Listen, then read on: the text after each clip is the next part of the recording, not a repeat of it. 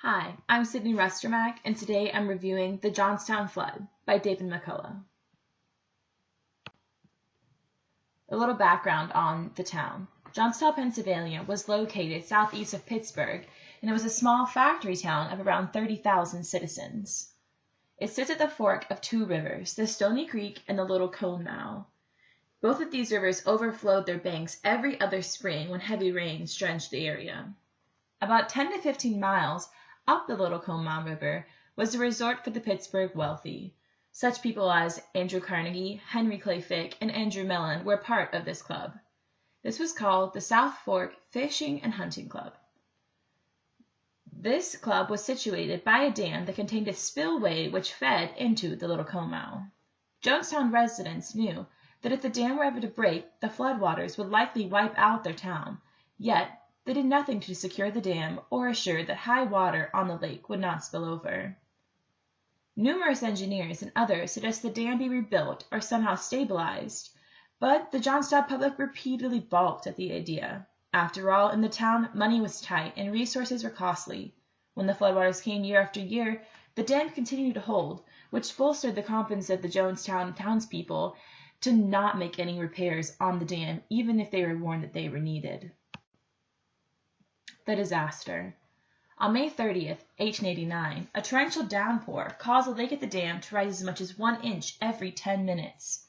By the morning of the 31st, Johnstown was already partially flooded, about knee-high, but this is typical of a typical spring soaking, and the Johnstown residents thought it was nothing different than what they usually got in the spring. Resort caretakers attempted to alert the town, but to no avail. Neither the local townspeople or local politicians took the warning seriously. They all just went into their houses and maybe went up another floor, thinking that the waters would retreat eventually, and all these warnings were just a little over-anxious, and they were going to be fine.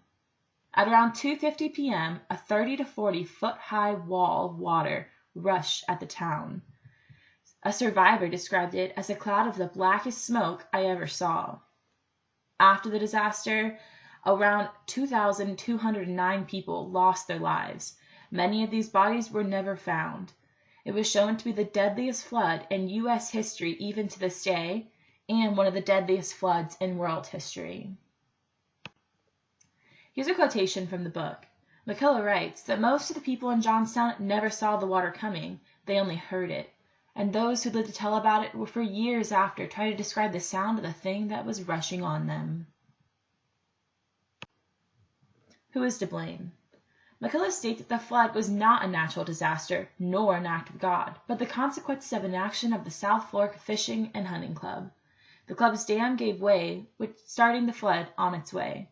Those responsible were never brought to justice, because many of the people at this time believed that this was an act of God, and that no one could make reparations to those who had lost their lives, home, or the ones they love, because it was an act of God, and they couldn't actually find anyone at fault. But McCullough states that some of this and much of this blame should be shifted. Much of the loss of life could have been mitigated by the townspeople heeding the warning that the dam was giving out. The aftermath and implications. Bodies of those that went through the disaster had been discovered years afterwards. The cleanup took over 5 years. It was actually one of the American Red Cross's first major relief efforts, which took place in the aftermath of the Johnstown Flood. Clara Barton herself came to the town to help with relief efforts. After the fact, the town endured 2 additional floods post the 1889 flood, one in 1936 and the other in 1977.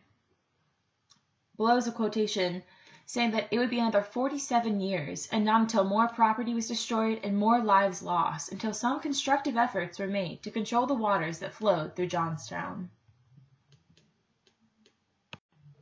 My analysis.